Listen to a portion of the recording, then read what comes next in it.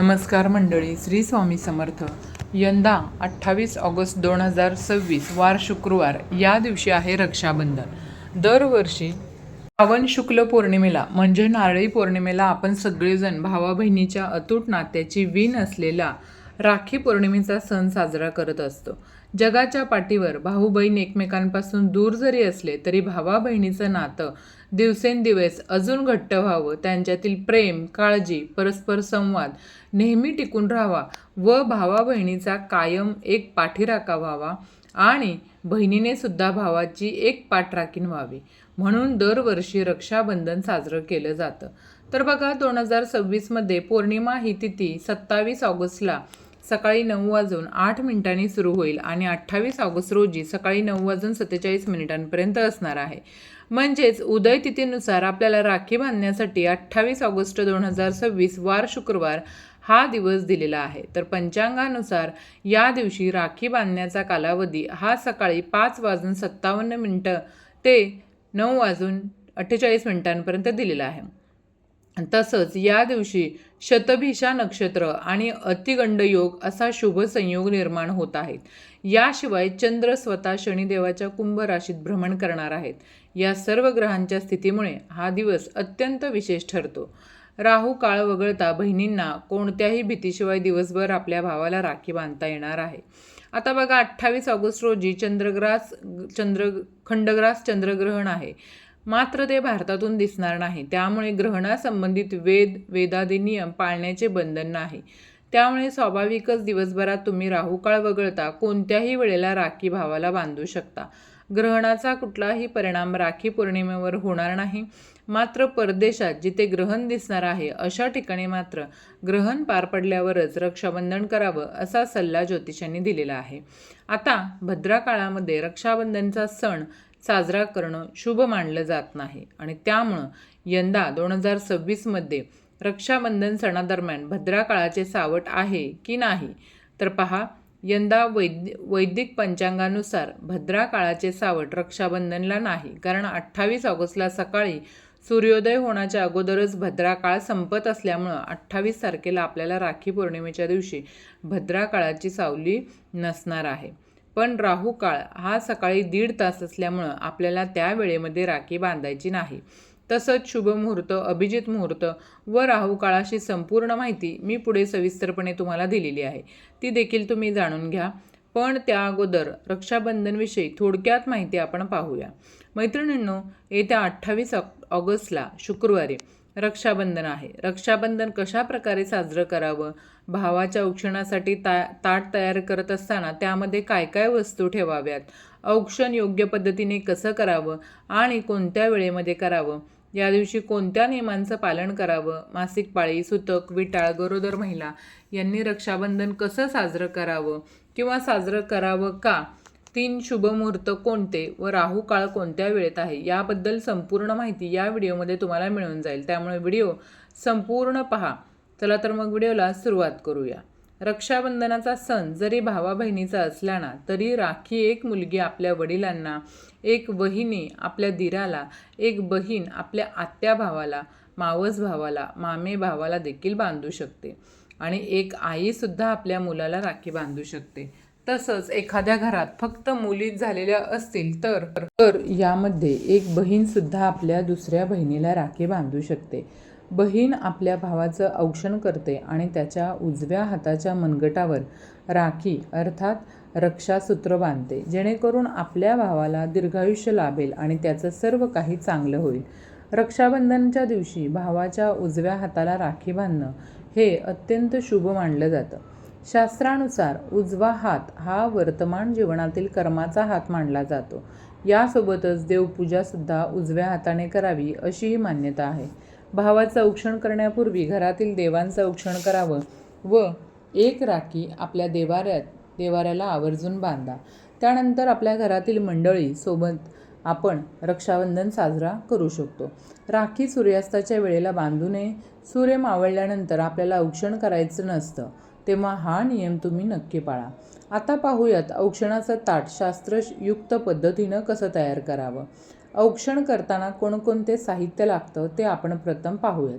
तर आपल्याला प्रथम ताम्हण लागतं, त्यामध्ये आपण हळद कुंकू यासोबतच अक्षदा ठेवायच्या आहेत. तसंच उजव्या हाताला सुपारी अंगठी ठेवायची आहे, मध्येच निरांजन पेटवून ठेवायचं आहे आणि डाव्या हाताला कापूस व दुर्वा ठेवाव्यात.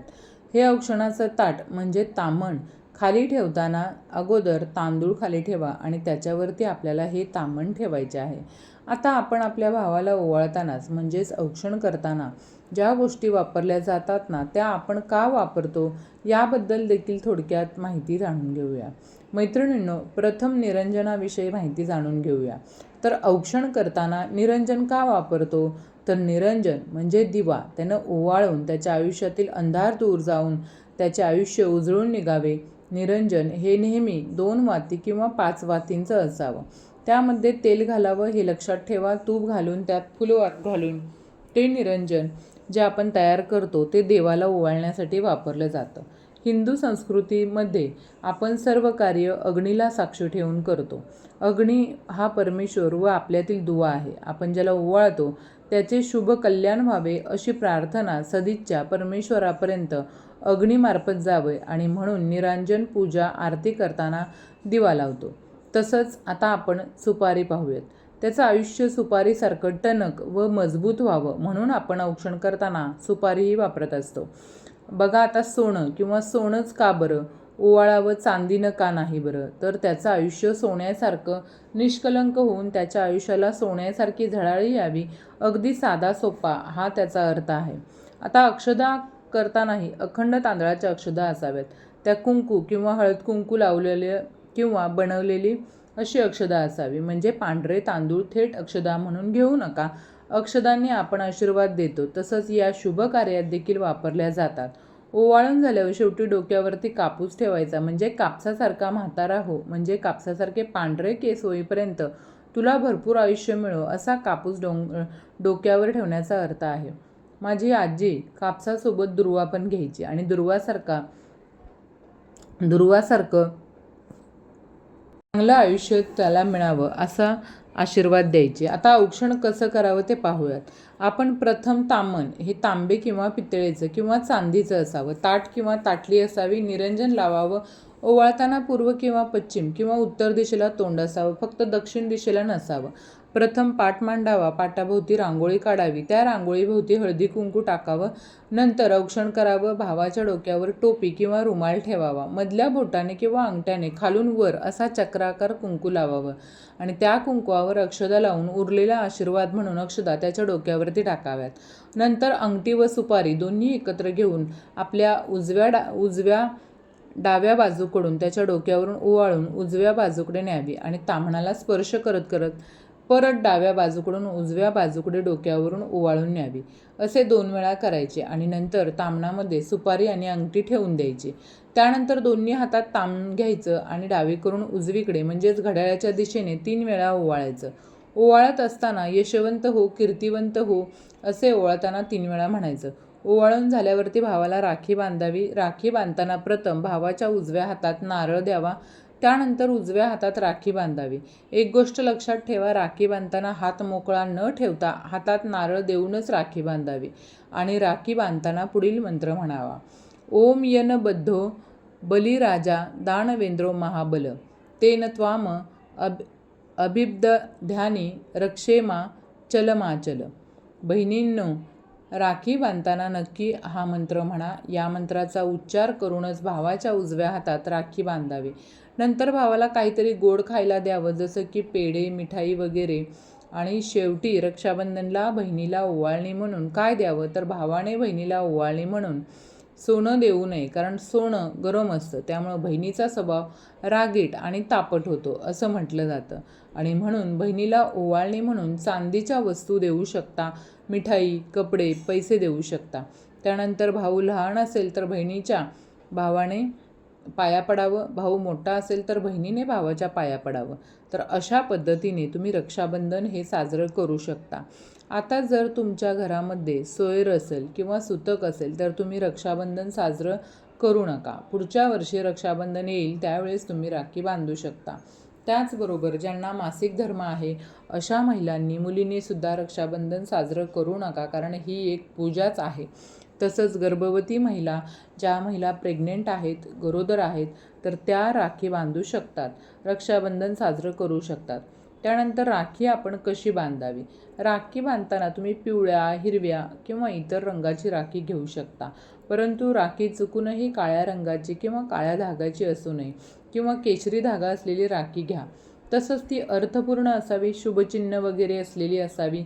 राखी तुटल्यास तिला नाण्यासह झाडाखाली ठेवण्याचा सल्ला धर्मशास्त्रामध्ये देण्यात आलेला आहे. त्यानंतर राखी बांधल्यानंतर ती कधी काढावी? तर बघा, रक्षाबंधनच्या दिवशी बांधलेली राखी 24 तासानंतर तुम्ही काढली तरी चालते. त्याचप्रमाणे जन्माष्टमीच्या सणाच्या दिवशी राखी काढली जाऊ शकते किंवा काही लोक जोपर्यंत राखी निघत नाही तोपर्यंत ती काढत नाहीत.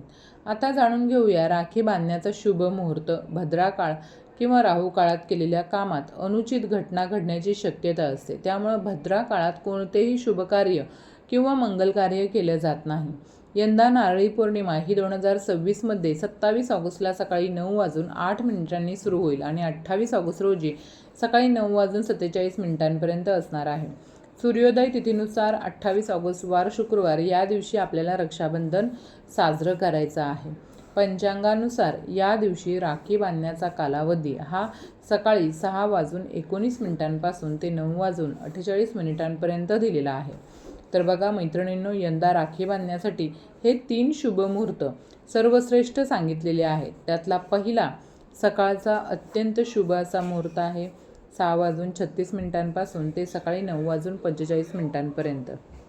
त्यानंतर दुसरा अभिजित मुहूर्त आहे, तो दुपारी 12:03 ते दुपारी 12:53 या वेळेमध्ये सुद्धा तुम्ही राखी बांधू शकता. त्यानंतरचा सायंकाळचा शुभ मुहूर्त आहे, तो संध्याकाळी 7:43 ते रात्री 9:30 आहे. या 3 सुवर्ण मुहूर्तावर तुम्ही तुमच्या भावाला राखी बांधल्यास भावाच्या आयुष्यामध्ये सुख, समृद्धी आणि ऐश्वर्य वाढेल. त्याचबरोबर बघा, राहू काळसुद्धा आहे.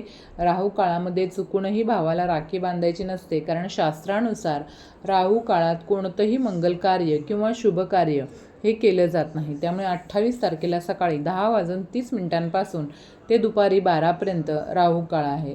या वेळेमध्ये भावाला ओवाळायचं नाही आणि भावाला राखीसुद्धा तुम्हाला बांधायची नाही. जर तुम्हाला पौर्णिमा तिथी संपण्याच्या अगोदर भावाला राखी बांधायची असेल तर तुम्ही 28 तारखेला सकाळी 9:30 अगोदर भावाला राखी बांधू शकता. पण ही पौर्णिमा तिथी सूर्याने बघितलेली आहे आणि उदय तिथीनुसार आपण 28 तारखेला पौर्णिमा साजरी करणार आहोत. तर ही दिवसभरासाठी पौर्णिमा तिथी मानली जाते.